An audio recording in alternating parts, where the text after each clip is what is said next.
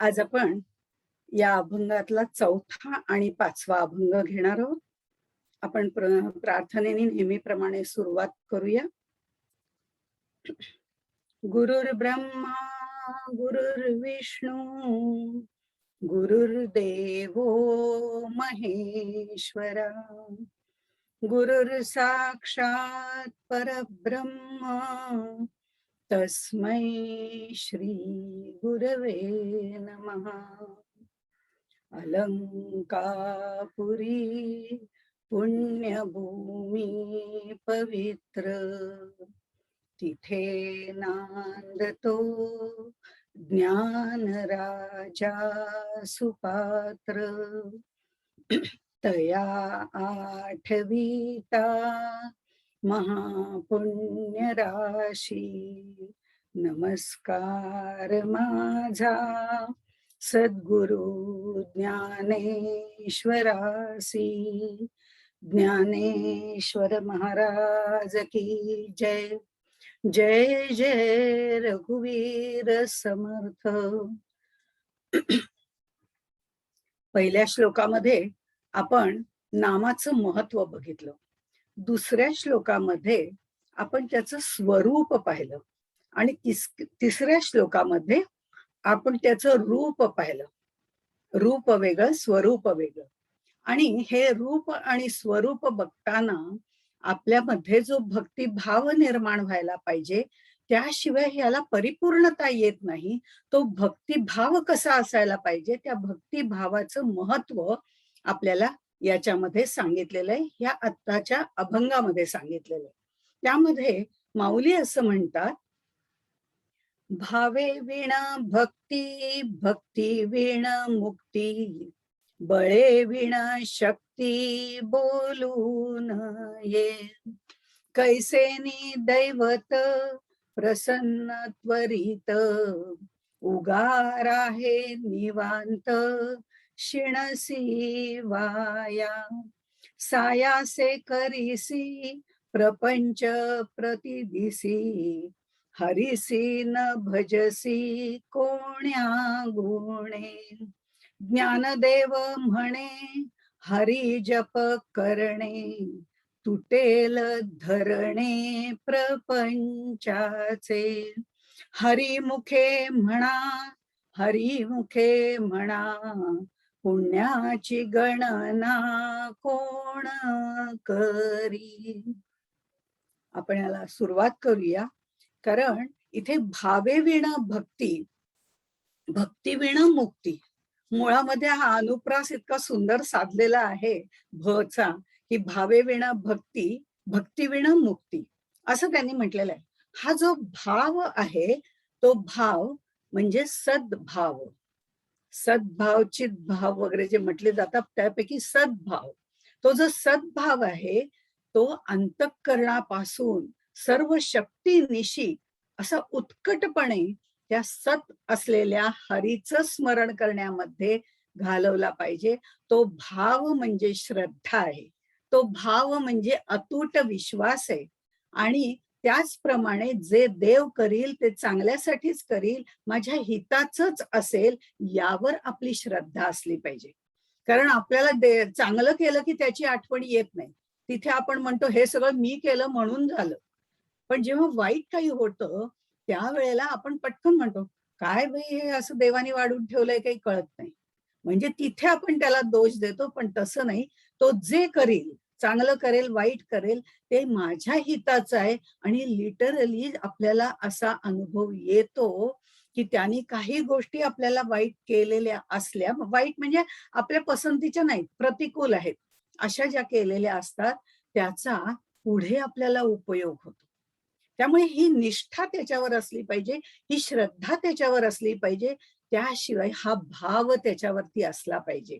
ही निष्ठा ही नेहमी बुद्धीवरती असते आणि श्रद्धा ही मनावर आधारित असते. असा श्रद्धा आणि निष्ठा खरं म्हणजे दोन्ही एकच, पण थोडासा त्याच्यामध्ये हा फरक आहे. आणि म्हणून ही श्रद्धा असली पाहिजे, ती मनापासून असली पाहिजे. याला भक्तिभाव असं म्हटलं जातं. एखाद्या सुगरणीने खूप सुंदर स्वयंपाक केला, अगदी सगळा सुगंध घरभर पसरलेला आहे अन्नाचा, आणि त्यानंतर सर्वच जण जेवायला बसले त्यावेळेला लक्षात येतं की अरे, याच्यात मीठ घातलं नाहीये. म्हणजे सगळा स्वयंपाक अळणी झालेला आहे.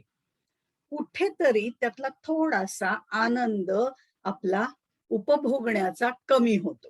म्हणजे मग ते मीठ घाला रे वगैरे सगळ्या गोष्टी कराव्या लागतात. आणि म्हणून तर श्रीकृष्णाने सुद्धा रुक्मिणीने विचारलं होतं की मी कशी प्रिय आहे तुला, तेव्हा तो सांगतो की अगदी मिठासारखी प्रिय आहेस. आणि रुसून बसली ना ती, ही काय उपमा, मिठासारखी, असं म्हणून ती रुसून बसली. पण नंतर तिला मिठाचं महत्व कळलं आणि श्रीकृष्णाचा भावही कळला. त्यामुळे हा जो भक्तीतला भाव आहे तो आमचा तिथे कमी पडतो आणि हे सगळं जे आम्ही करत असतो त्यामध्ये अळणी, ते सगळी भक्ती जी होते ती अळणी होते आणि त्याची रुची जी आहे ती आम्हाला प्राप्त होत नाही. त्याचा स्वाद आम्हाला घेता येत नाही. कारण भावे विण भक्ती, भक्ती विण मुक्ती हे सांगितलेलं आहे. आम्ही नेहमी अशाश्वतावर प्रेम करत असतो आणि त्यामुळे तिथनं समाधान मिळवायचा प्रयत्न करतो, पण ते आम्हाला कधीच मिळत नाही. त्या शाश्वत परमेश्वरावर प्रेम करणं ही भक्ती आहे.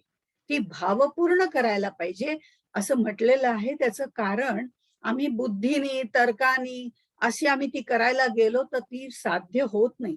भगवंतावर हृदयापासून प्रेम करावं लागतं आणि हृदय हे एकमेकांना जोडणारं असतं, भाषेविणा, शब्दाविणा जोडणारं असतं. आणि म्हणून जे खरं म्हणजे ज्ञानेश्वर माऊली म्हणतात की ये हृदयीचे ते हृदयी घातले, त्याच्याऐवजी जर आम्ही श्रद्धायुक्त अंतःकरणाने भाव सद्भावानी जर भक्ती केली तर निश्चितपणे ते हृदयीचे ये हृदयी जाईल असं म्हणायला हरकत नाही. अशी श्रद्धा, प्रेम हे भगवंतावर असलं पाहिजे, त्याशिवाय मुक्ती मिळत नाही. गोंदवलेकर महाराजांची श्रीरामावरती अतूट श्रद्धा होती आणि त्यामुळे एकदा एका माणसाने त्यांना आव्हान केलं की बघूया खरंच तुमची भक्ती आहे का. त्यावेळीची कथा आहे. तर ते म्हणले दररोज तुम्ही इथे लोकांना जेवायला घालता, आज अजिबात स्वयंपाक करायचा नाही, एक कणही करायचा नाही, स्वयंपाकघर पूर्ण बंद. बघू काय करतो तुमचा राम तुम्हाला मदत, ते मला एकदा कळू तरी दे. आणि मग महाराज शांत होते. 12 वाजले, काही कुणाचा पत्ता नाही. महाराज म्हणले आता पानं घ्या आपली नेहमीप्रमाणे. अहो पण स्वयंपाकघरात काही नाही, स्वयंपाकघरात शांतता आहे. कुठले स्वयंपाक, बघू म्हणे काय होईल ते, राम करता. ही भावना दृढ होती, श्रद्धा दृढ होती आणि त्यामुळे सगळेजण काळजीत पडले. आणि त्या क्षणी एक गृहस्थ गाडाभर अन्न, स्वयंपाक शिजवलेला घेऊन तिथे आला आणि त्या चविष्ट अन्नाने सर्वजण जेवले, तृप्त झाले. ही राम करता, ही श्रद्धा त्याच्यावर होती. हे भगवंताचं जे भक्तीचं बळ आहे ते त्यांनी आपल्याला इथे दाखवून दिलेलं आहे. आणि श्रद्धेशिवाय भक्ती नाही आणि भक्तीशिवाय मुक्ती नाही. त्यामुळे अशा ठिकाणी श्रद्धा आणि भक्ती असेल तर निश्चितपणे नुपेक्षी कदा राम दासाभिमानी, भगवंत आपल्या भक्ताची कधीच उपेक्षा करत नाही. अर्थात हे आपण व्यवहारात आणायचं नाही. याचा अर्थ असा होतो की असेल देईल हरित देईल खाटल्यावर, तसं उपयोगाचं नाही. आपण 100% प्रयत्न चांगल्या मनाने करायचाय आणि त्याच्यामध्ये श्रद्धा ठेवायची, मग भाव ठेवायचे, हे महत्वाचं आहे. म्हणून ते पुढे सांगतात की भावे विण भक्ती, भक्ती विण मुक्ती. आता या याच्यामध्ये ही जी श्रद्धा आहे त्या श्रद्धेशिवाय भक्ती मिळत नाही, भक्ती करता येत नाही, भक्ती परिपूर्णत्वाला जात नाही आणि भक्तीशिवाय मुक्ती मिळत नाही. मग मुक्ती म्हणजे तरी नक्की काय आहे? तर मुक्ती म्हणजे दुःख निवृत्ती आणि परमानंदाची प्राप्ती, ह्याला म्हटलेलं आहे मुक्ती. ती खरं म्हणजे मेल्यावर मुक्ती पाहिजे असं म्हणण्यात काहीच कारण नाही. ती याची देही याची डोळाच मिळायला पाहिजे. आणि ही जर मिळायची असेल तर संसार प्रपंच जो आहे आम्ही जो आता करतोय तो स्वतंत्र नाही. मुळामध्ये संसार प्रपंच स्वतंत्र नाही. हे लक्षात आल्यानंतर आपोआपच आपल्या दुःखाची निवृत्ती होते आणि भगवत भक्ती जी आमची पहिल्यापासून चालू आहे त्याच्यामुळे परमानंदाची प्राप्ती होते. आता हा संसार जो आहे तो स्वतंत्र नाही. म्हणजे काय? तो स्वतःच्या इच्छेने चालू शकत नाही. मी माझ्या इच्छेने माझी मर्जी म्हणून वाटेल ते करायला जाईल तर ते तसं होत नाही. त्याच्यामुळे तो स्वतंत्र नाही. म्हणजे कसं? माझ्याच इच्छेप्रमाणे तो चालेल असं नाही, तो ईश्वर इच्छेप्रमाणेच चालतो. हे आपल्या लक्षात यायला लागतं. आणि माझ्या प्रारब्ध वशात तो घडत असतो. ह्या 2 गोष्टी महत्वाच्या आहेत. म्हणजे तो स्वतंत्र नाही हे एकदा आपल्याला कळलं, म्हणजे जे काही घडतंय ते भगवंत इच्छेने. मग देवाच्या इच्छेने वर्तावे देव करील ते मानावे. याप्रमाणे आपली वृत्ती तयार होते. हे आपल्याला कळलं म्हणजे आपल्या दुःखाची निवृत्ती होते. आणि भक्ती मुळामध्ये आहेच कंठी आधी सांगितले. आणि मग आपोआपच सुख दुःख समे कृत्वा लाभा लाभो जया जयू ही परमानंदाची प्राप्ती आपल्याला होते. इथे प्रारब्ध भोगात असं मी म्हंटले ईश्वरी इच्छेने हे आपण आपल्याला कळलं, याच्या आधीच्या ह्याच्यात पण त्यांनी सांगितलेलं आहे. पण इथे पुढे जे म्हणते की प्रारब्धवशात संसार माझ्याकडनं घडला जातो आणि तशीच बुद्धी आणि इच्छा भगवंताची असते. ते प्रारब्ध भोग हे भोगूनच पूर्ण करावे लागतात. कारण प्रारब्ध भोग म्हणजे भात्यातून सुटलेला बाण असतो. तो बाण एकदा सुटला की तो लागणार, कुठेतरी कुठेतरी लागणार हे नक्की असतं. त्यामुळे तो चुकवता येत नाही. प्रारब्ध भोग हे ज्ञानी माणसाचे सुद्धा चुकत नाहीत. म्हणजे प्रारब्ध भोग ज्ञानी पुरुषाचे सुद्धा त्यामध्ये व्युत्थान होते असं म्हटलं जातं. प्रारब्ध योगामुळे ज्ञानी पुरुषाचं सुद्धा व्युत्थान होतं. म्हणजे काय? व्युत्थान होणं म्हणजे पुन्हा तो देहावरती येतो. हे होऊ शकतं. पण आचार्य असं सांगतात की जो नित्ययुक्त असा परमेश्वर आहे, परिपूर्ण असा जो भगवंत आहे, सगुण निर्गुण अगुण असलेला जो हरी आहे, त्याला व्युत्थान नाही. तो कधी देहावर येत नाही. तो त्याच्या ह्याच्यामध्ये तल्लीन असतो, त्याच्याच रूपामध्ये मग्न असतो आणि त्या शाश्वत अशा हरीला किंवा त्या हरीशी जे एक रूप होतात, सायुज्यता भक्तीने परिपूर्ण होतात, तिथपर्यंत पोचतात. ते जे असतात ते मात्र त्यांचं व्युत्थान होत नाही. पण नुसते आपण ज्याला ज्ञानी म्हणतो त्यांचं व्युत्थान होण्याची शक्ती आहे. 4 भक्त जे वगैरे सांगितलेले आहेत त्यातल्या ज्ञानीचं होऊ शकतं. पण हा जो एकरूपत्व पावलेला आहे त्याचं मात्र होत नाही. तो देहावर कधीही येत नाही. तो देही असून विदेही असतो. राहतो देहामध्ये, पण मन मात्र देवामध्ये असतं. असे जे लोक असतात ते भोग भोगतात, त्यांचे जे काय असतील ते भोग भोगतात. पण ते भोग त्यांचं शरीर भोगतंय, मी भोगत नाही, मी आत्मतत्व आहे या धारणेमध्ये ते असतात. म्हणजे कबीराच्या बाबतीतच सांगितलं जातं की तो असं म्हणतो, कुत्ता जाने चमडी जाने. तो एकदा ध्यानामध्ये मग्न असताना लोक त्याला जागं करतात की अहो तो कुत्रा येतोय आणि तुमचं पायातलं मांस सगळं ओरबाडून खातोय, तुम्हाला वेदना नाही का होत आहेत? तेव्हा तो म्हणतो, हो का? कुत्ता जाने चमडी जाने. मला काहीच होत नाहीये कारण मी आत्मतत्व आहे. हे शरीर आहे, त्या शरीराचे भोग त्याला भोगू दे. ही विदेह स्थिती आहे. त्यामुळे अशा लोकांचं व्युत्थान होत नाही. आणि म्हणून त्यांनी असं म्हटलेलं आहे की आम्हाला तिथपर्यंत जायला अजून अनेक जन्म घ्यावे लागतील. त्यामुळे आम्हाला हे लक्षात यायला पाहिजे की संसार स्वतंत्र नाही. तो प्रारब्धवशात मला जे जे भोग भोगायचे ते मला भोगायलाच पाहिजेत. पण ते ईश्वर इच्छेने आलेले आहेत.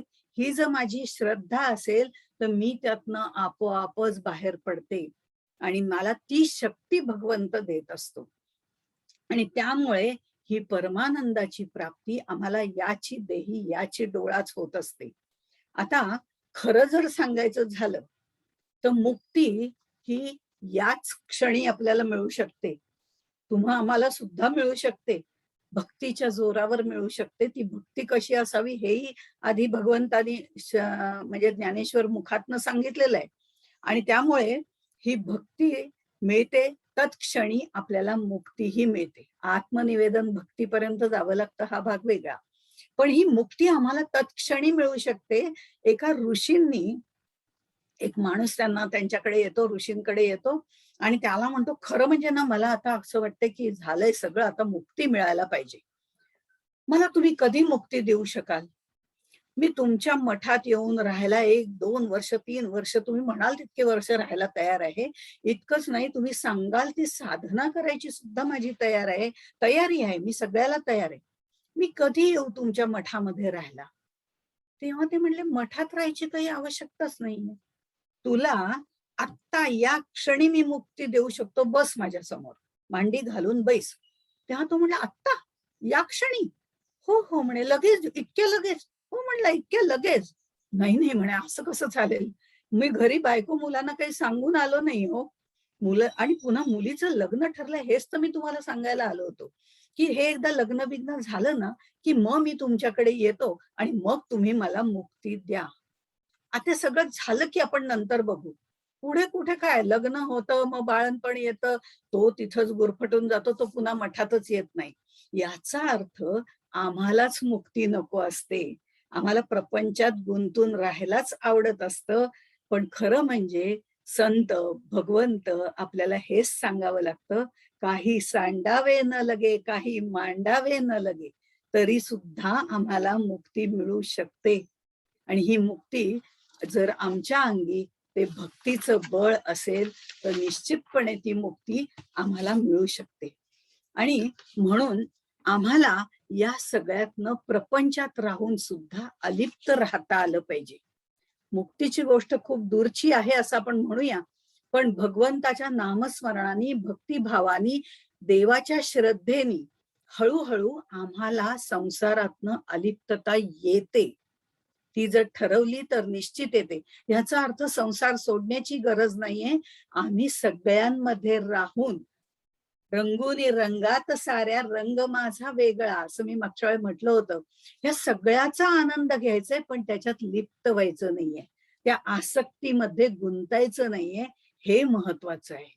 हा संसार प्रपंच सोडण्याची गरज नाहीये.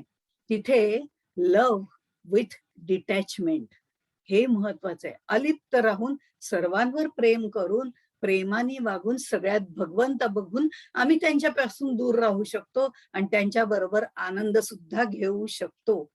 आणि हीच खरी मुक्ती आहे. व्यवहारातली साधी गोष्ट आहे, की आम्ही ज्या ठिकाणी नोकरी करतो, त्या ठिकाणी पगार आम्हाला 1 महिन्यानंतर मिळतो. प्रोजेक्ट पूर्ण झाल्यावरती मिळतो. पदवीधर होण्यासाठी आम्हाला 14-15 वर्ष आमच्या आयुष्याची द्यावी लागतात. मग मुक्ती एका क्षणात कशी बरं मिळेल? त्यासाठी साधना पाहिजे, अभ्यास पाहिजे, विवेक विचार पाहिजे. नारदीय भक्ती सूत्रामध्ये सुद्धा सांगितलेलं आहे, की सर्व कर्म करत असताना ती भगवंताला अर्पण करण्याचं स्मरण राहिलं पाहिजे. आम्ही क्रेडिट आमच्याकडे घेतो, कर्तृत्व घेतो म्हणून भोक्तृत्व येतं. पण ते सर्व समर्पण करण्याची बुद्धी आली पाहिजे आणि विस्मरण जर त्याचं झालं, तर आम्हाला व्याकुळ होता आलं पाहिजे. ही खरी भक्ती आहे. असं नारदीय भक्तिसूत्रात सांगितलंय, तर शांडिल्य भक्तिसूत्रामध्ये आत्मरतीही अविरोधेन असं सांगितलेलं आहे. अखंड आत्मानुसंधान. म्हणजे कायम अंतरात मात्र त्याची आठवण असायला पाहिजे. बाह्य व्यवहार नित्याचे चालू दे. ते भगवंत कृपेने आपोआप होत राहतात. आपली आपली क्रिया करायची 100% त्याच्यात द्यायचंय, पण तरी सुद्धा मनामध्ये प्रत्येक भाव त्याला अर्पण करायचंय. बाह्य क्रिया करायची पण अखंड अनुसंधान ठेवायचे. सदा स्वरूपानुसंधान हेच भक्तीचे लक्षण असं दासबोधामध्ये म्हटलेलं आहे. इथून लवकर बाहेर पडता येत नाही हे मान्य आहे, पण ते पडण्याची क्रिया करायला सुरुवात केली आणि साधना, अभ्यास, विवेक, विचार केला, की आपोआपच आपल्याला हे भक्तीचं बळ प्राप्त होतं. म्हणून बघा किती एक एक टप्प्यावरती आपल्याला प्रत्येक गोष्टी सांगितलेल्या आहेत. म्हणून ते म्हणतात, "बळेविण शक्ती बोलू नये." त्यामुळे अंगात बळ नसताना हा साधा वरचा अर्थ झाला, की अंगात बळच नाहीये काही आणि मी हे करीन, त्याव करीन, त्याव करीन, असं बोलण्यात काहीही अर्थ नाही. कोणालाही कुठलंही आव्हान देऊ नका. अगदी पाप्याचं पितर आहे, दोन इकडचं इकडे एक थप्पड मारली तर खाली पडेल. त्यानी म्हणायचं मी त्या दोन जे कुस्तीगीर आहेत त्यांना आडवा करीन. हे शक्य नाहीये. त्यामुळे अंगात बळ नसेल तर कोणाला आव्हान देऊ नये. हे जसं त्यांनी व्यवहारातली सांगितले, ह्या सगळ्या वल्गना आहेत. त्यामुळे इथे मात्र म्हटलेलं आहे, ते असं म्हटलेलं आहे, की देवावर श्रद्धा नसेल तर भक्तीच्या गोष्टी करू नयेत. अद्वैत सत्तेवरती विश्वास नसेल किंवा जो कोणता मार्ग आपण अनुसरलेला असेल त्यावरती आपली श्रद्धा नसेल, तर हे नुसतं शाब्दिक वल्गना आहेत. ते भक्तीचं बळ तिथे असायला पाहिजे, श्रद्धेचं बळ तिथे असायला पाहिजे, अभ्यासाचं बळ तिथे. अभ्यास म्हणजे साधना, विवेक, विचार, आत्मानात्म विवेक वगैरे या सगळ्या गोष्टींचं बळ ते तिथे असायला पाहिजे. ते जर असेल तर आपोआपच मी देवाचा, देव माझा, ही भक्तीची ताकद निर्माण होते आणि ती भक्तीची शक्ती निर्माण होते. आणि ही भक्तीची शक्ती आपल्याला सर्व संतांनी सांगितलेली आहे. एकनाथी भागवतामध्ये त्यांनी ती भक्तीची शक्ती जी आहे ती प्रचंड सुंदर सांगितलेली आहे आणि ती सहज समाधी त्याच्यामध्ये सांगितलेली आहे. ही आपल्याला सहज समाधी प्राप्त होऊ शकते, कष्टप्रद आहे पण निश्चितपणे होऊ शकते. आणि त्यामुळे ज्ञानयुक्त अशी जी शक्ती आहे त्यामुळे मुक्ती मिळते. मग त्याच्यासाठी बाकीचं काही सोडण्याची गरज नाही. स्वतः एकनाथांनी आपला स्वतःचा आदर्श आपल्या लोकांपुढे ठेवलेला आहे, की प्रपंच सुखे करावा. सुखे करावा म्हणजे सगळ्यांमध्ये मिळून मिसळून करावा, पण तो मेकॅनिकली करावा, आनंदाने करावा. पण आतमध्ये जे अनुसंधान आहे ते मात्र मेकॅनिकली करून चालत नाही. आम्ही बरोबर उलट करतो. आम्ही रामरक्षा म्हणतो, आम्ही हरिपाठ म्हणतो, आम्ही मनाचे श्लोक म्हणतो, पाठ आहेत माझे म्हणून सांगतो, पण ते मेकॅनिकली म्हणतो. मध्येच कोणीतरी नातू येतो आणि अडवतो, आम्ही कुठपर्यंत आलो होतो, पुन्हा पहिल्यापासून म्हणायला सुरुवात करतो. कारण आम्ही काय म्हणतोय हेच आम्हाला कळत नाही. हे आम्ही मेकॅनिकली म्हणत असतो. ती शक्ती आम्हाला प्राप्त होत नाही. त्यामुळे त्यांनी इथे सांगितलंय, ही जी शक्ती आहे, ही शक्ती खरं म्हणजे आपल्याला भक्तीची शक्ती मिळवायची. बळेविणा शक्ती बोलू नये, हे व्यवहारातलं आपल्याला ते सांगतायत. कारण व्यवहारातले दाखले आम्हाला देणं आवश्यक असतं. कारण ते आम्हाला पटकन कळतं आणि ते पटतं. कारण आम्ही व्यवहारामध्ये अनुभव घेत असतो अनेक गोष्टींचा. आणि म्हणूनच पण आम्ही या भक्तीचा, शक्तीचा याचा अनुभव घेतलेला नसतो. ते संत आम्हाला सांगतात, की सामर्थ्ये विण करी सत्ता तो एक मूर्ख, असं दासबोधात म्हटलंय. म्हणजे बघा प्रत्येक संतांनी हे सांगितलेलं आहे, जे हरिपाठामध्ये एका 4 ओळीच्या श्लोकामध्ये परिपूर्ण प्रवास सांगितलेला आहे. तो हा भक्तीचा प्रवास आहे. आणि म्हणून त्यांनी इथे म्हटलंय, भावेविण भक्ती उपयोगाची नाही. मग आम्ही भावेविण भक्ती करायला सुरुवात करतो. तर ती भक्ती जी आहे ती आम्ही भावपूर्ण करायला सुरुवात करतो. मग ही भक्ती आमची निर्माण झाली, की आमच्यामध्ये शक्ती निर्माण होते. ती शक्ती आम्हाला बळाने, ते बळ आम्हाला श्रद्धेचं बळ, अभ्यासाचं बळ प्राप्त होतं आणि ज्ञानयुक्त अशी शक्ती आम्हाला प्राप्त होते. आणि मग आम्हाला जी मुक्ती आहे ती याची डोळा प्राप्त होते. कारण माऊलींचं हे हरिपाठ हे हृदय आहे आणि त्यांनी ह्या गोष्टी आम्हाला हृदयापासून सांगितलेल्या आहेत.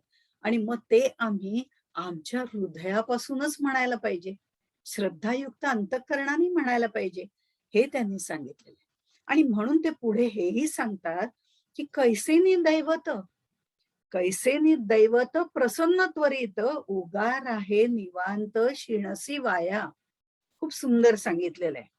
आम्हाला काय आहे, पी हळद आणि हो गोरी असं आमच्याकडे एक म्हणायची पद्धत आहे, की नुसती हळद रोज दुधात हळद घालून प्यायली. आता तर करोनाच्या ह्याच्यात सगळ्यांनाच सांगतात, म्हणून काय सगळे गोरे नाही झाले, नाही का? हा, एक रोग प्रतिबंधक क्रिया आपल्यामध्ये शरीरामध्ये निर्माण होते, इथपर्यंत ठीक आहे. पण पी हळद नि हो गोरी हे काही होत नाही. तसंच थोडस साधन केलं की देव प्रसन्न झाला असंही होत नाही. म्हणून ते सांगतायत, कैसेनी दैवत प्रसन्न त्वरित. जर परिपूर्णरित्याने तुम्ही जर भक्ती केली नाही, श्रद्धायुक्त अंतःकरणाने केली नाही आणि देव प्रसन्न व्हावा इतके दिवस म्हणतीये रामरक्षा, पण राम काही प्रसन्न होत नाही. माझ्यावरती संकट येत आहेत ती येतायतच असं मी म्हणत राहते, पण माझ्या हे लक्षात येत नाही की संकट ज्या श्रीरामावरती आलेली आहेत, अनेक संकटांना त्यांनी तोंड दिले, त्याच्याकडे मी सांगते की मला संकटच नकोय. हेच मुळात चुकी आहे. प्रारब्धवशात ती माझ्यावर येणारच आहेत. पण श्रीरामाचा हा आदर्श पुढे ठेवायचा आहे की त्यांनी जसं सर्व शक्तीनिशी श्रद्धायुक्त अंतःकरणाने मनुष्य रूपामध्ये कसं संकटाला सामोरं जायचं हे दाखवून दिलेलं आहे. ती शक्ती मला दे हे सांगणं महत्वाचं आहे. ही शक्ती जर आम्हाला कळली तर आपोआपच आम्हाला प्रारब्धवशात होणारी दुःख वाटणारच नाही. कारण आमच्या अंगामध्ये ती शक्ती असेल, ते बळ असेल त्याला सामोरं जाण्याचं. त्यामुळे संकट टाळू नये, दुःख टाळू नये, पण त्याला सामोरं जाण्याचं धैर्य प्राप्त करण्यासाठी ही भक्ती अतिशय महत्वाची आहे. आणि म्हणून ते असं म्हणतात की आम्ही थोडं थोडं नुसतं आम्हाला थोडंसं काहीतरी कळायला लागल्यानंतर आम्ही लगेच म्हणायला लागतो की आता देव मला प्रसन्न झाला पाहिजे, तर तसं होत नाही. उगार आहे निवांत शिणसी वाया. काय आहे, आम्ही निवांतच आधी बसत नाही. शांत निवांत बसणं हे सुद्धा महत्वाचं आहे. त्यावेळेला आपण व्यवस्थित विचार करू शकतो. आत्मानात्म विवेक विचार वगैरे ह्या गोष्टी करू शकतो. त्यासाठी आधी शांत निवांत असावं लागतं. पण आम्हाला निवांत होणंच जमत नाही. आमच्या मनात इतके असंख्य विचार येत असतात, आम्ही शांतपणे बसलो की भूतकाळ भविष्यकाळ सगळं असतं, आम्ही वर्तमान काळात राहतच नाही. आणि संत नेहमी वर्तमान काळामध्ये राहत असतात. आणि आम्ही स्वस्थही बसत नाही. स्वस्थ स्वमध्ये स्थित होत नाही. आम्ही स्वमध्ये स्थित होत नाही म्हणजे स्वस्थ बसत नाही. म्हणून हे निवांत राहणं, स्वस्थ राहणं हे अतिशय अवघड आहे. हे स्वमध्ये स्थित राहिलं म्हणजे स्वस्थ राहिलो तर हे सगळं पुढचं शक्य आहे. याच्यासाठी काम करणं सोडून द्यायची आवश्यकता नाही. पण मनामध्ये भगवंताला स्थिर करणं म्हणजे स्वस्थ, स्वस्वरूपामध्ये स्थित असणं असं आहे. आता इथे पुढे उगार हा असं म्हटलंय, किती सुंदर शब्द वापरलाय बघा माऊलींनी, की उगं राहा असं आपण कुणाला म्हणतो? लहान मूल जे असतं, अरे राहा रे, उगी रे बाळा उगी, असं आपण म्हणतो की नाही? तर हे त्याला आपण म्हणतो, पण तो रडतच राहतो. पण ज्या वेळेला लहान मूल रडून रडून रडून दमलं की त्याच्यातली रडण्याची ताकदच संपून जाते, तेव्हा ते लहान मूल हुंके देत मनातल्या मनात असं असं करत का होईना पण तो उगा राहतो. म्हणजे त्याच्यामध्ये ती रडण्याची ताकदही संपून जाते. माऊली तेच सांगतायत की आता उगा राहा निवांत. उगीच कशाला शीण करून घेतोय? ते सगळी शास्त्र बघा, ते उपनिषद बघा, त्यातले अर्थ बघा, मग त्याचा तर्काने विचार करा, मग तो अमका आहे का परमेश्वर, तमका आहे का, मग तीर्थयात्रेला जाऊ का, अमक करू का, तम नको ना. काही गरज नाहीये त्याची. उगार आहे निवांत. तू शांत राहा, यामध्ये तुझी शक्ती सगळी क्षीण होऊन जाईल. याचा अर्थ करूच नये असं नाहीये. कर ना, झेपेल इतकं कर. पण स्वस्थ राहण्याची क्रिया महत्वाची आहे. कारण जे काही आपण सगळं करतो त्याची वायफळ बडबडही आपण करतो की मला ना आता उपनिषद अगदी सगळी समजायला लागली, त्यातलं सगळं समजतं, त्याचे अर्थ समजायला लागले, अहंकार येतो त्याच्यामध्ये. पण ते करू नये असं नाही.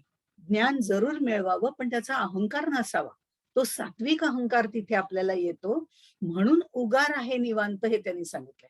मग हरिनाम घे ना. शांत निवांत बसून त्या नामस्मरणामध्ये राहून त्या नाम आणि नामीशी एकरूप होता येऊ दे, आपोआपच मुक्ती मिळेल. इतकं स्वच्छ आणि सुंदर त्यांनी सांगितलंय, उगा राहा हे त्यांनी सांगितलंय.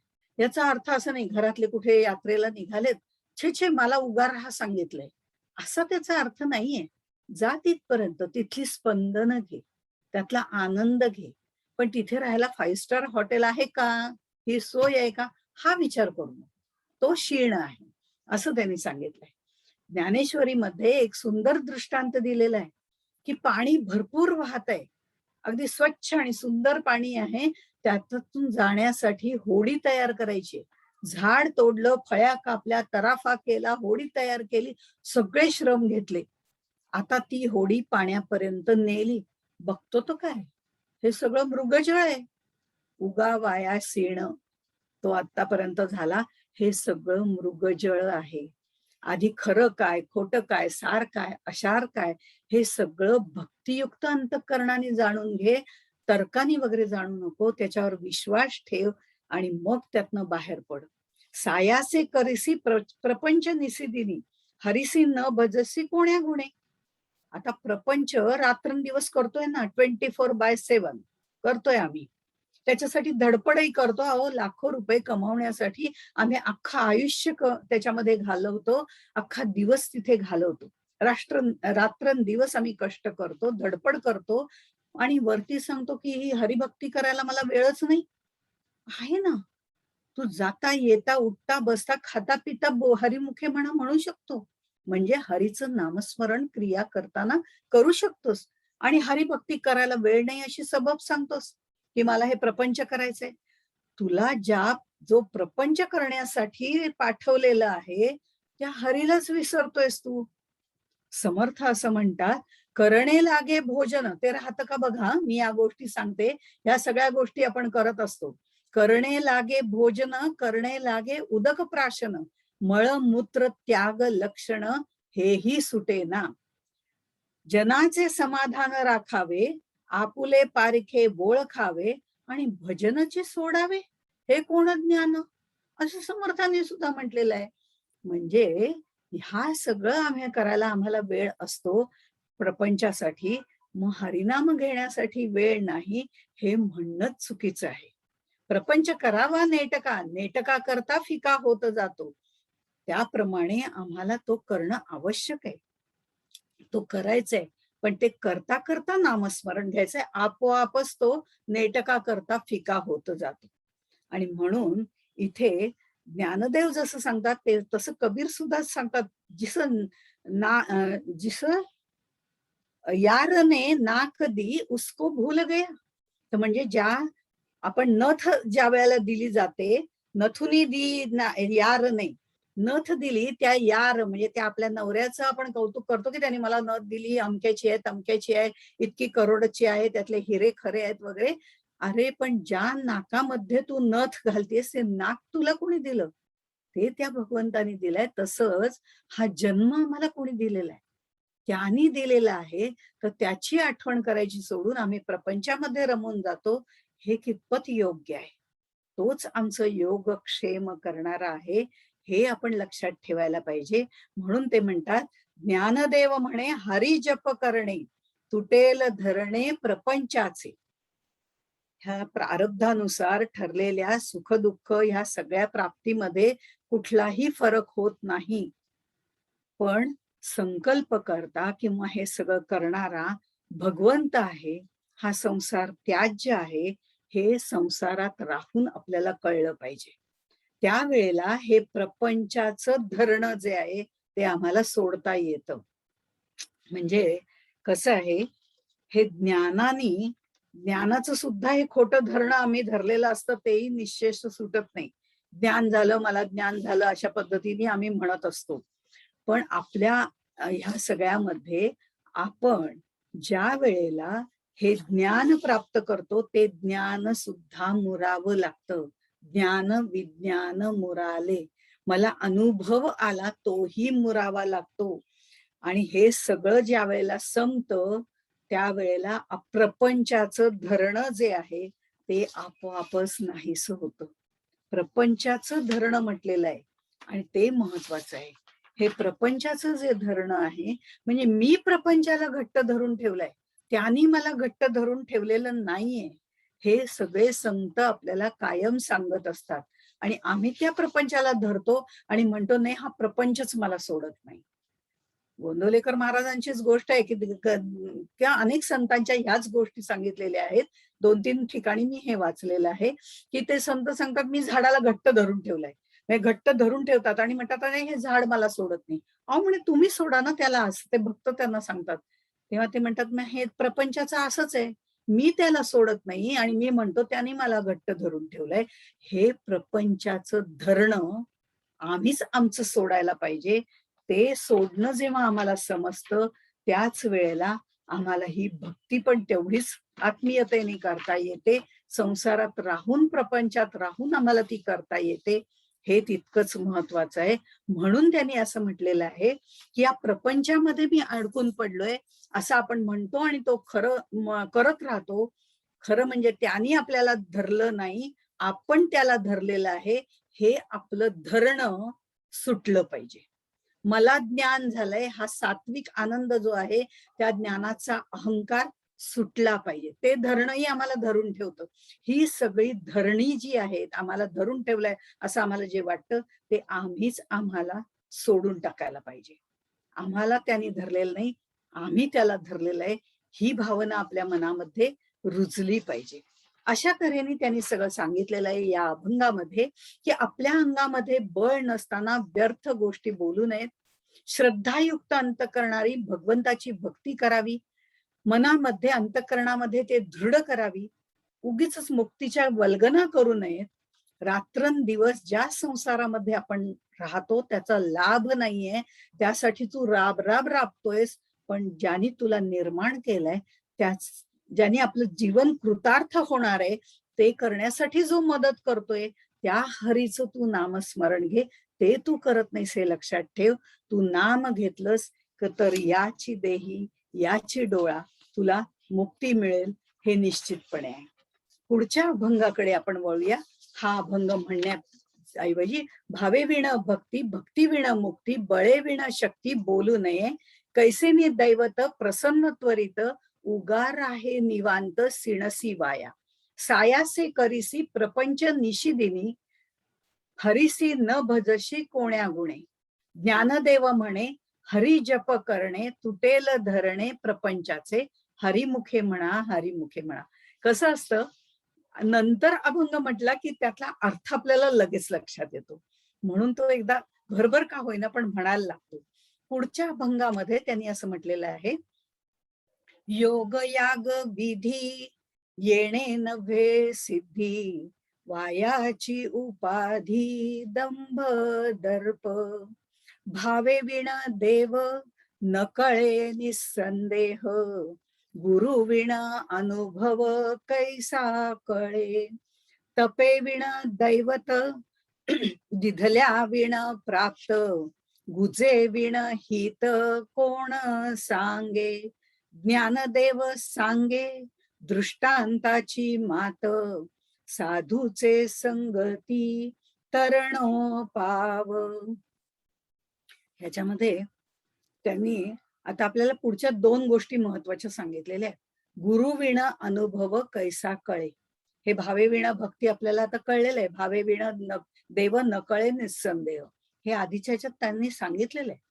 पण हा अनुभव देणारा गुरु आहे हे त्यांनी आपल्याला पुढच्या ह्याच्यात सांगितलंय. गुजे विण हित, हे सांगणारा जो आहे तो आहे, हे सांगितलंय. आणि थोडीशी आधीच्या ह्याची कल्पना यावी म्हणून तो ती री जी पुढे ओढणं आहे ती त्यांनी योग याग विधी येणे नव्हे सिद्धी याच्यात सांगितलेली आहे.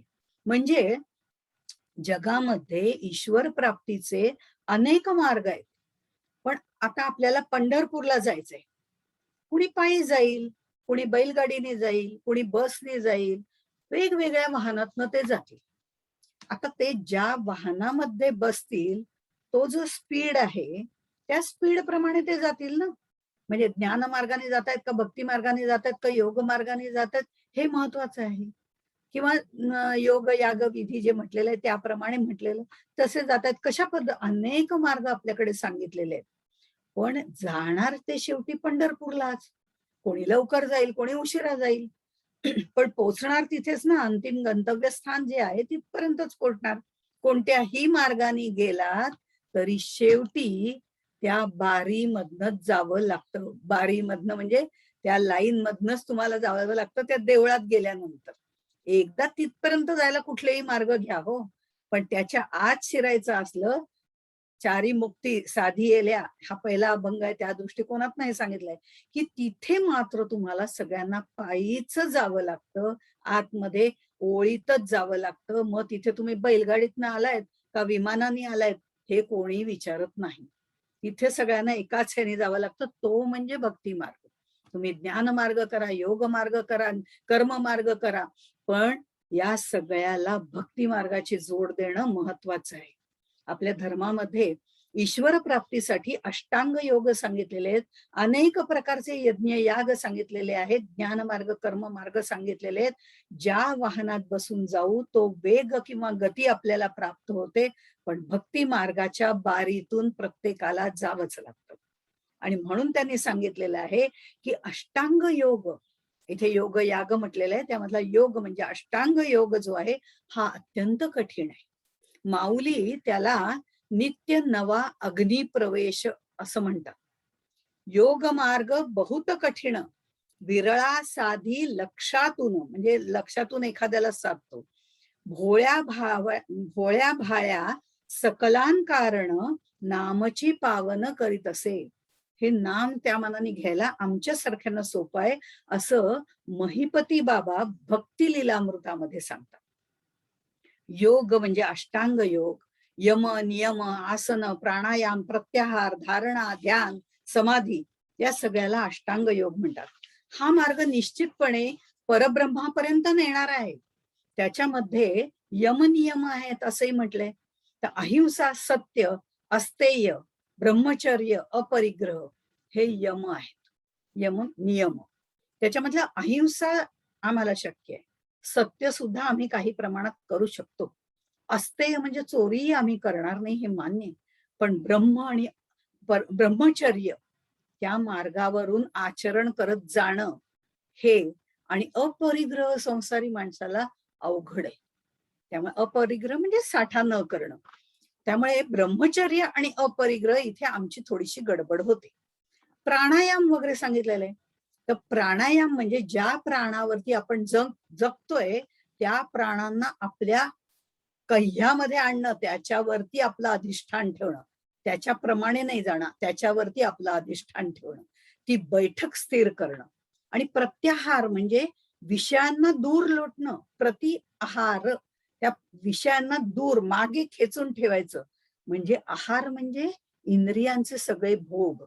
ते जे भोग आहेत ते इंद्रियांना जे आकर्षित करतात त्या इंद्रियांना त्यांच्यापासून दूर ठेवायचं म्हणजे प्रत्याहार.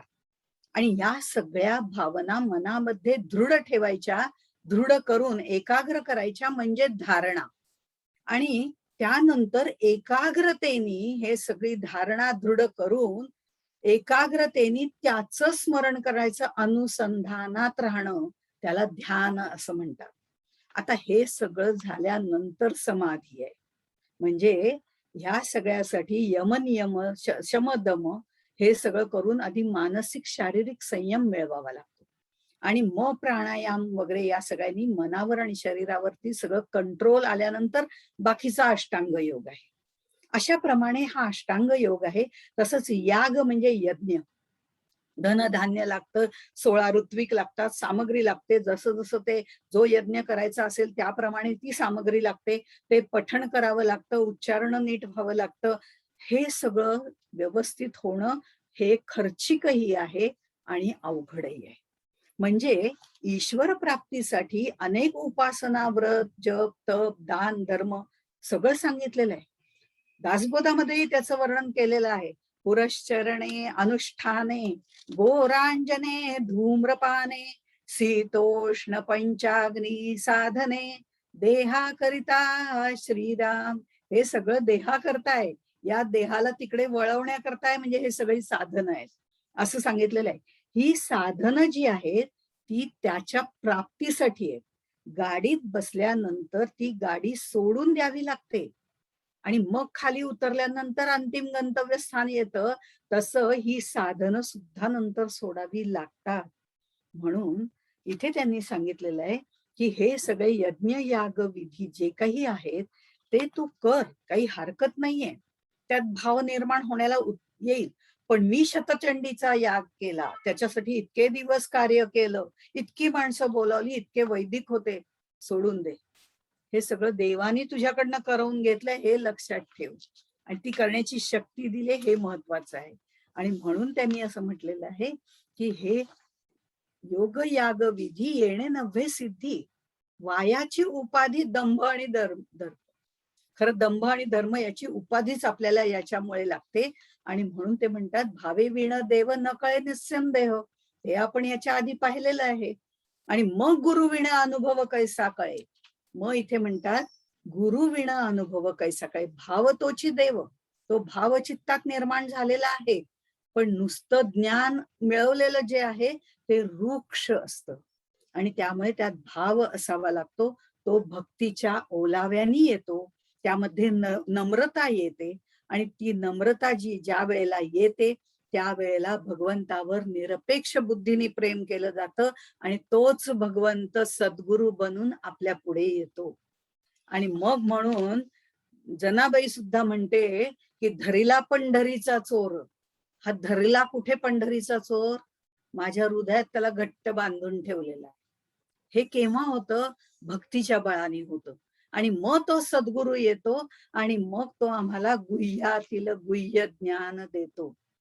गुह्य, आता गुह्य ज्ञान देतो, एकदा का तन मन धन हे ईश्वराच्या स्वाधीन केलं की मग हा जो ईश्वर आहे तो सद्गुरु आपल्या पुढे येतो आणि गुह्यातलं गुह्य ज्ञान सांगतो.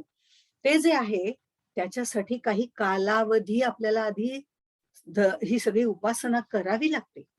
कसं असतं, गहू ज्वारी वगैरे हे सगळं पिकवायला किती दिवस लागतात, एक 4-5 महिने लागतात, 6 महिने धरून चला, तेवढ्यात ते पीक येतं की नाही, ते येतं.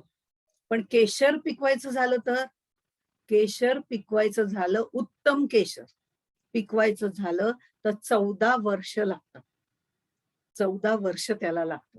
आता फास्ट फॉरवर्डची दुनिया असल्यामुळे शक्य आहे काहीतरी कुठली तरी सेंद्रिय खतं, नाही ते दुसरी खतं टाकून करत असतील, पण नाही, जे शुद्ध असं कस्तुरी केसर जर आपल्याला पाहिजे असेल तर त्याच्यासाठी एवढी वर्ष घालवावी लागतात. मग हे गुज प्राप्त करण्यासाठी आपल्याला सुद्धा अनेक वर्ष घालवावी लागतात साधनेमध्ये. तेव्हा हे गुह्यात गुह्य शास्त्र जे श्रीकृष्णाने भगवंतानी अर्जुनाला सांगितलं ते आपल्याला प्राप्त होऊ शकतं. त्याच्यासाठी आपल्याला आधी कष्ट करावे लागतात. तपे विण दैवत, तप करावं लागतं. तप म्हणजे अभ्यास, जे शास्त्रज्ञ करतात ते सुद्धा तपच आहे. म्हणून इथे त्यांनी म्हटलेलं आहे हे गुह्य ज्ञान आम्हाला प्राप्त करून देणारे सद्गुरु आहेत. गुह्य जे ज्ञान, ते गुह्य काय आहे, अनुभव प्रक्रिया जी आहे ती आम्हाला प्राप्त झालेली नसते. ते गुह्य प्राप्त कसं करायचं ते सद्गुरु आम्हाला सांगतात. गुह्यातील गुह्य ज्ञान प्रदान ते आपल्याला करतात जेव्हा शिष्य पूर्ण तयारीचा होतो तेव्हा. आणि मग तेव्हा दुःखाची निवृत्ती आणि परमानंदाची प्राप्ती झालेलीच असते, फक्त त्याची अनुभूती घ्यायची राहिलेली असते. आपलं हित, स्वहित म्हणजे जी मुक्ती आहे ती त्या क्षणी आपल्याला मिळते.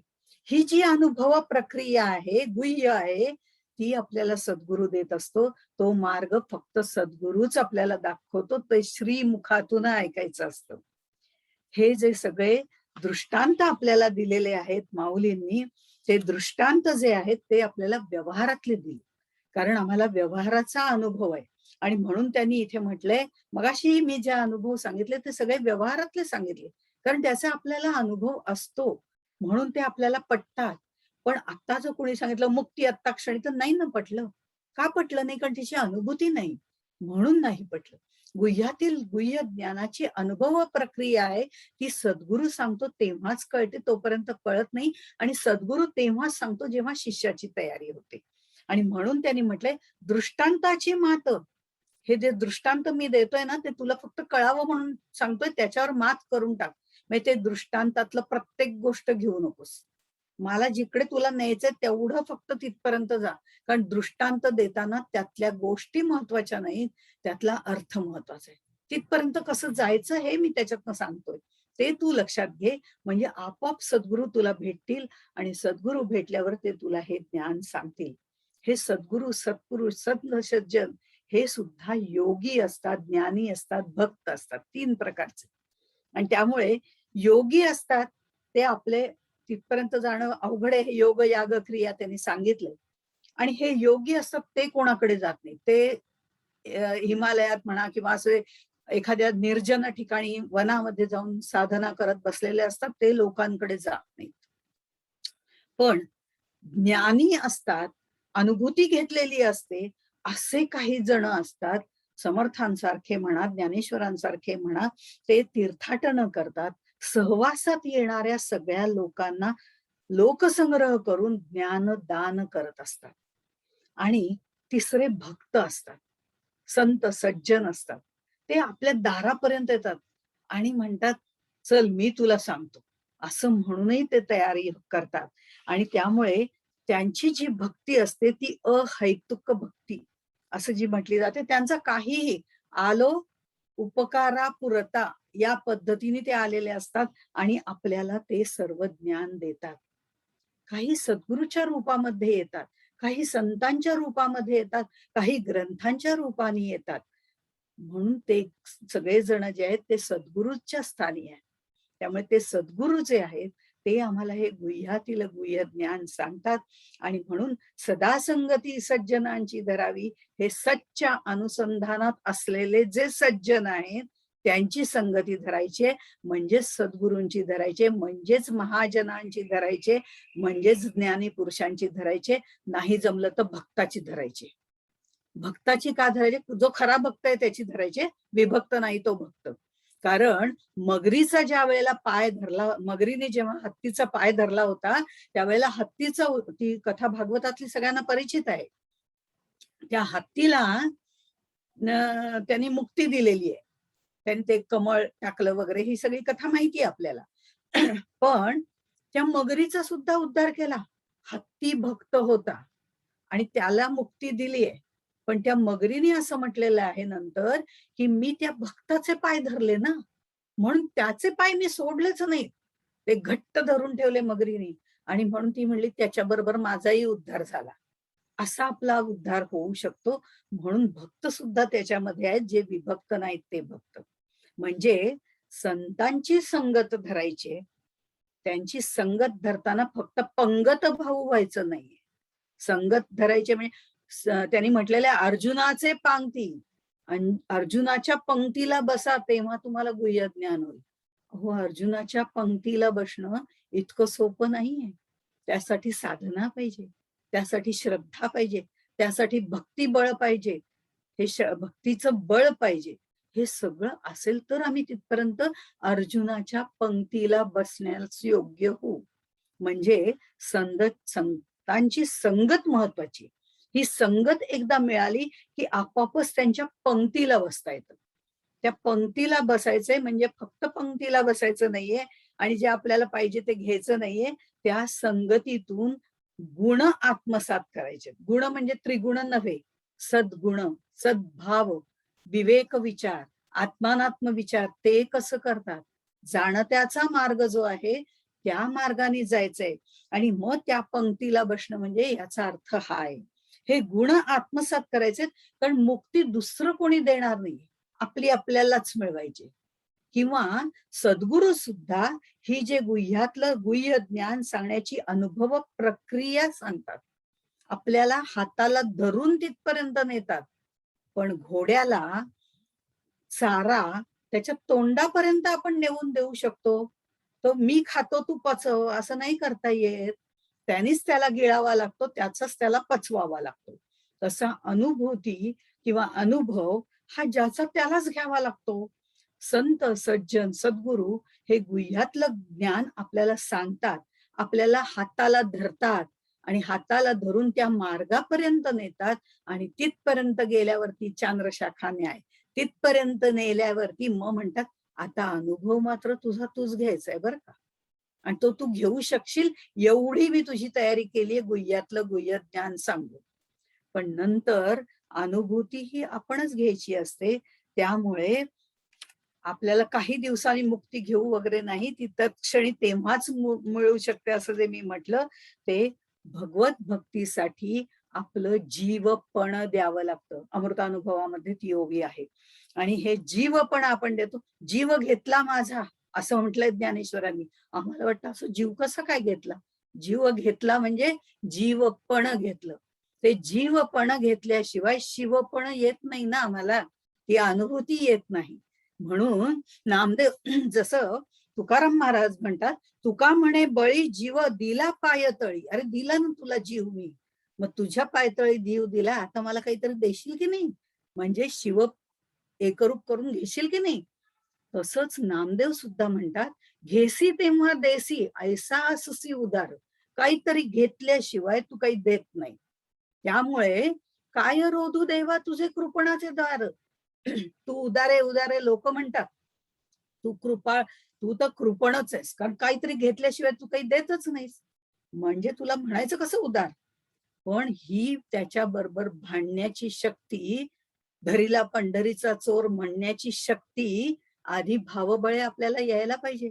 तो सद्भाव निर्माण व्हायला पाहिजे. म्हणून भावे विण देव नकळे निस्संदेह. तो निस्संदेह निश्चय जो करायचा आहे, तो निस्संदेह करायचा आहे. दासबोधामध्ये सुरुवातीलाच कोणते 15 निश्चय करायचे हे सांगितलेलं आहे. आणि मग पुढचा भागवत पूर्ण दासबोध त्याच्यावर आधारित आहे. मग हे 15 निश्चय महत्वाचे आहेत. पहिल्याच दशकामधल्या पहिल्याच समासात सांगितलेले हे महत्वाचे. म्हणून इथे त्यांनी सांगितलं निस्संदेह. हे भक्ती त्याप्रमाणे करायला पाहिजे. आणि म्हणून त्यांनी म्हटलेलं आहे, तपे विण दैवत दिधल्या विण प्राप्त. ते होणारच नाही. कारण या हाताने आपल्याला काहीतरी द्यावं लागतं, तेव्हा दुसऱ्या हाताने आपल्याला घ्यावं लागतं. आपल्यातलं जे आहे ते सगळं मोकळं करावं लागतं. आपली ही पिशवी जी आहे, शरीराची खोळ आहे सगळं भरलेली, ती सगळी रिकामी करावी लागते, तेव्हा तो आत येतो. तोपर्यंत तो येत नाही. त्यामुळे ही सगळी खोळ त्याला अर्पण करावी लागते. तो जीव त्याच्यापर्यंत द्यावा लागतो, तेव्हाच तो आपल्यामध्ये येतो. तीच तो जीव आणि शिव एकरूप होतं, त्यावेळेलाच मुक्ती मिळते. असं त्यांनी इथे आपल्याला ह्याही श्लोकामध्ये सांगितलेलं आहे. म्हणून ते म्हणतात, योग याग विधी येणे नव्हे सिद्धी, वायाची उपाधी दंभ दर्प. भावे विण देव नकळे निसंदेह, गुरु विण अनुभव कैसा कळे. तपे विण दैवत दिधल्या विण प्राप्त, गुजे विण हित कोण सांगे. ज्ञानदेव सांगे दृष्टांताची मात, साधूचे संगती तरणोपाय. हरिमुखे म्हणा, हरिमुखे म्हणा, पुण्याची गणना कोण करी. ज्ञानेश्वर महाराज की जय. जय जय.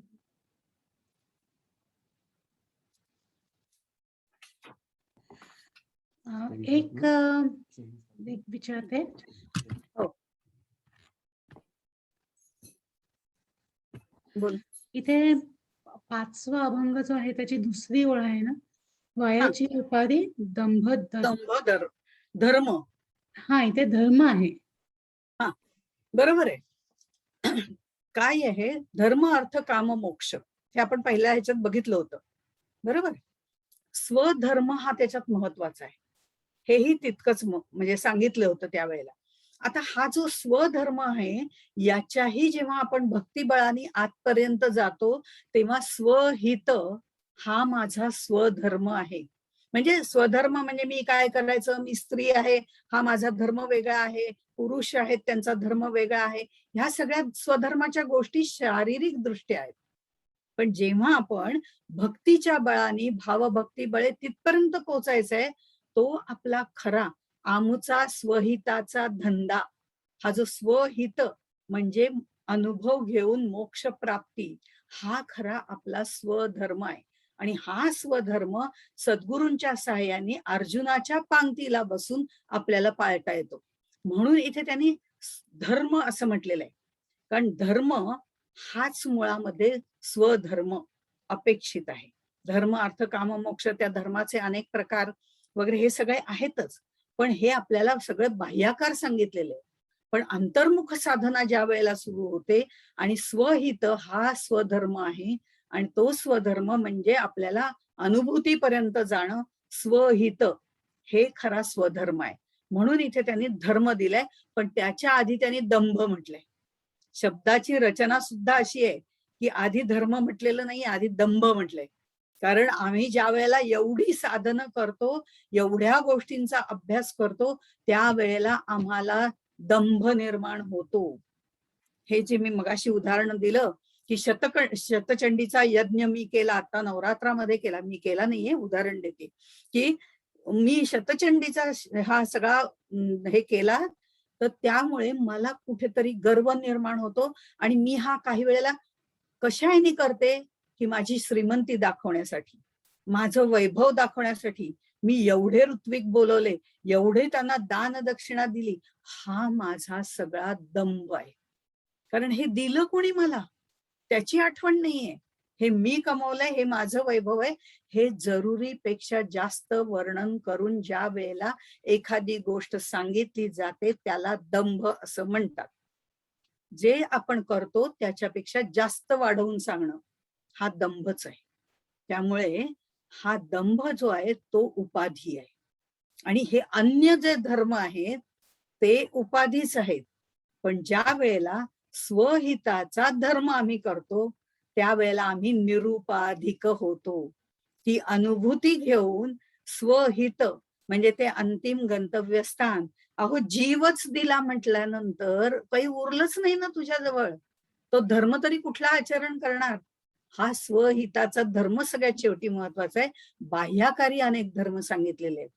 तिथे सांगताना स्वधर्म श्रेष्ठ सांगितलेलं आहे. गीतेमध्ये सुद्धा सांगितलेलं आहे स्वधर्म श्रेष्ठ आहे. पण स्वधर्मानंतर आंतरिक जेव्हा क्रिया चालू होते तेव्हा म्हटलं स्वहित अंतिम गंतव्यस्थान हाच धर्म आहे. म्हणून तो नंतर आहे. हा जीव दिल्यानंतर एकरूपता आल्यानंतर तोही आपला धर्म राहत नाही. ते ज्ञान विज्ञान मुराले हा उल्लेख मी केला. थँक्यू. आपल्याकडे एक प्रश्न नीला वाघमारेंनी विचारलाय की त्रिगुणातीत म्हणजे काय आणि गुणांच्या पलीकडे कसे जायचे, हा एक पहिला प्रश्न आहे. आणि दुसरा प्रश्न आहे ब्रह्म किती आहेत आणि सविस्तर सांगाल का? काय?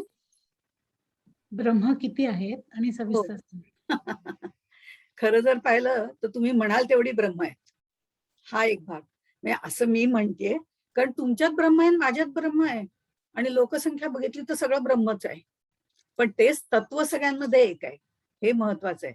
आणि अगदी तितकंच सांगायचं झालं तर ब्रह्म किती आहे याचं जर उदाहरण घ्यायचं झालं तर 14 ब्रह्मांचा समास दासबोधामधला वाचून काढा.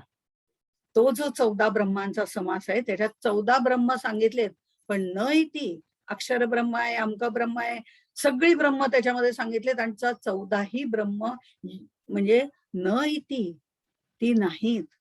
तर शाश्वत ब्रह्म, विमल ब्रह्म हेच ब्रह्म आहे. पण आता विमल ब्रह्म हा शब्द सुद्धा त्याला सापेक्षता आहे ना, म्हणजे तेही खरं नाही.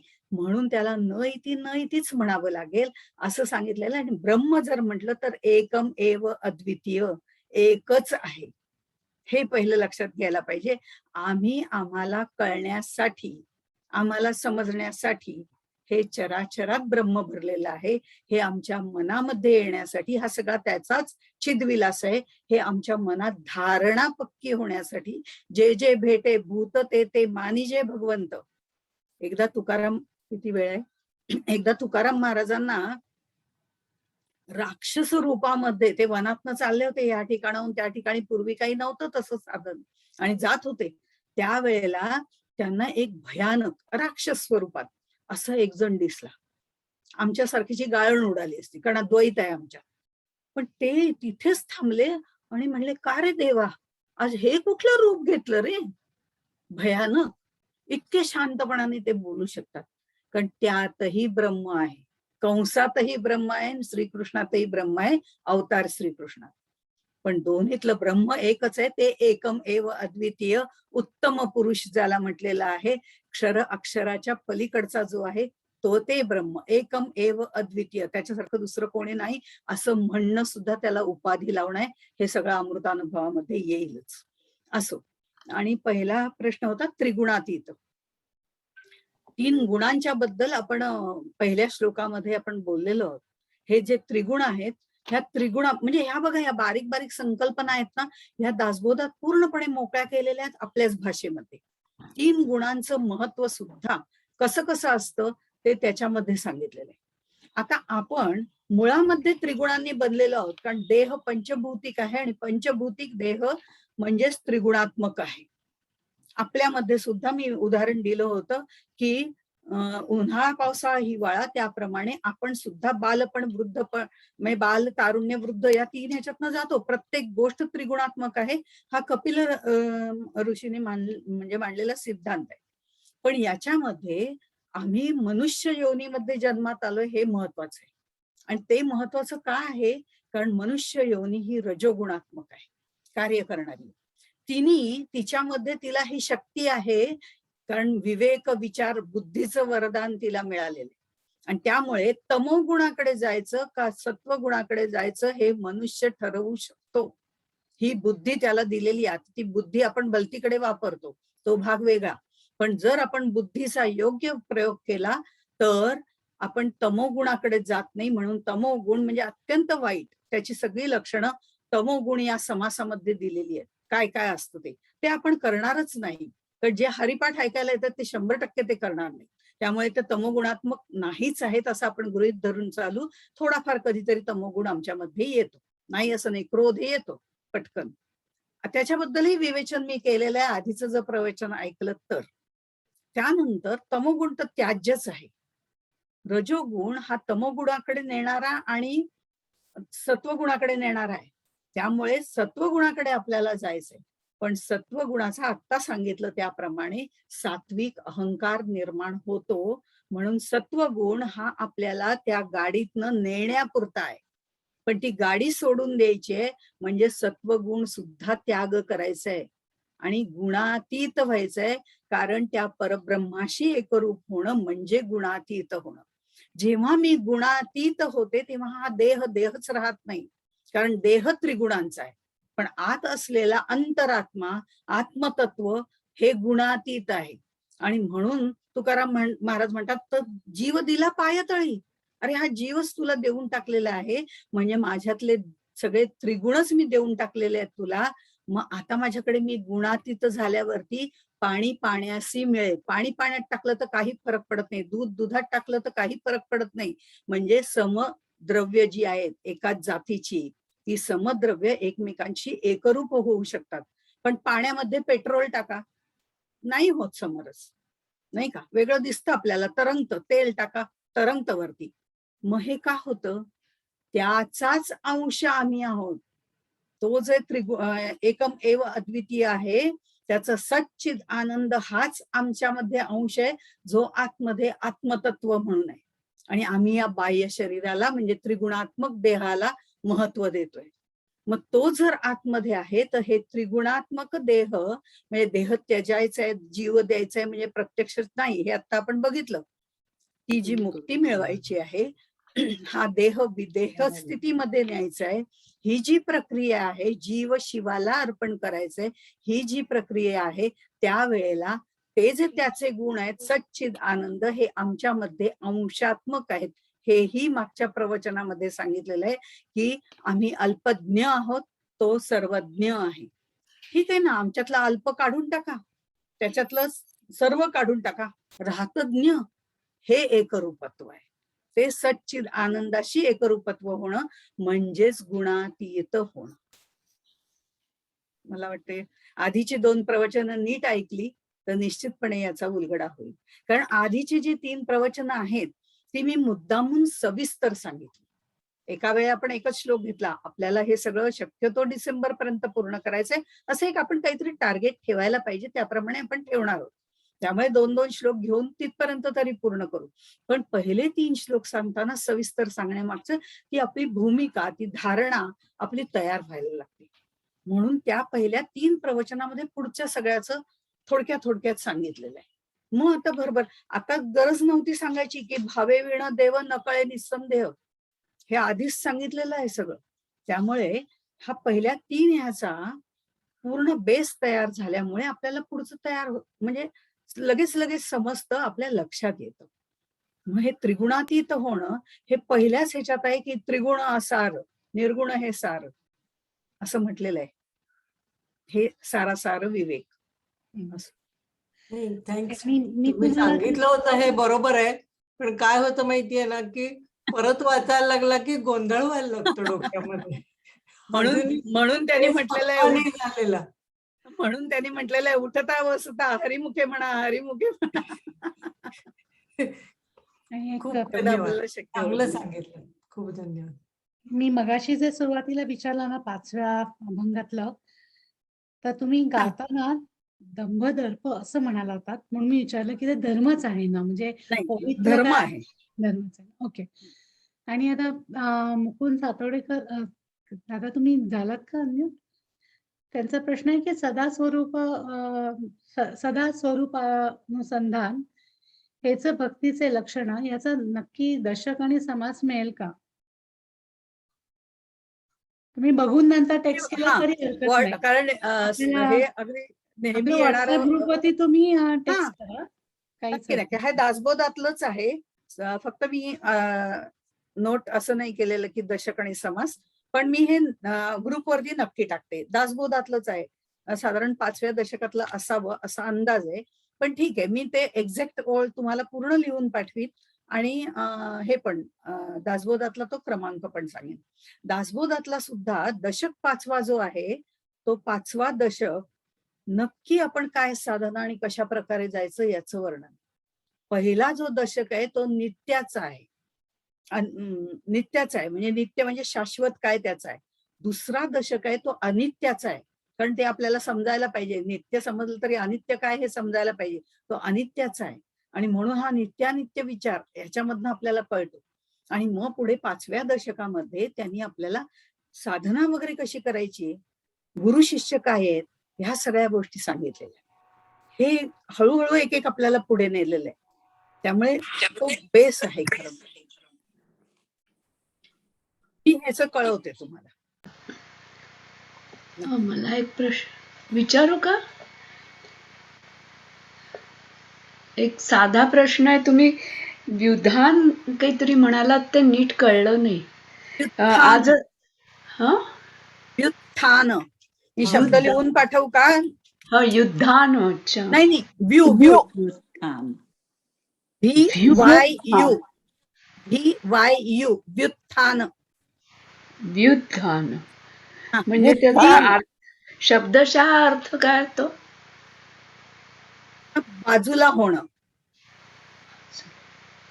मी हे पूर्ण वाटलं तर व्हॉट्सअपवरती लिहून पाठवते. व्युत्थान म्हणजे काय आणि म्हणजे शब्द जो उच्चारण्याच्या दृष्टिकोनात नाही तुमच्या लक्षात येईल. व्युत्थान आलं लक्षात आता.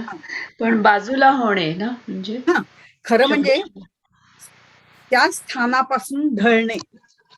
अच्छा.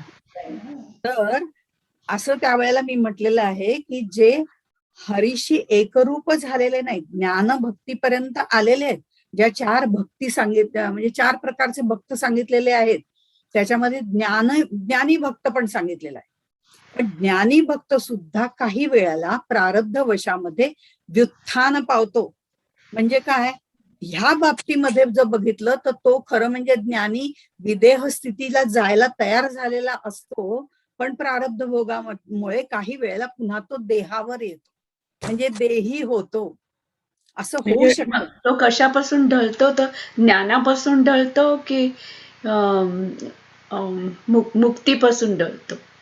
मुक्तीच्या पर्यंत तो पोचलेलाच नाहीये खरं म्हणजे. त्याच्यात पुन्हा पुढे थोडे भाग आहेत.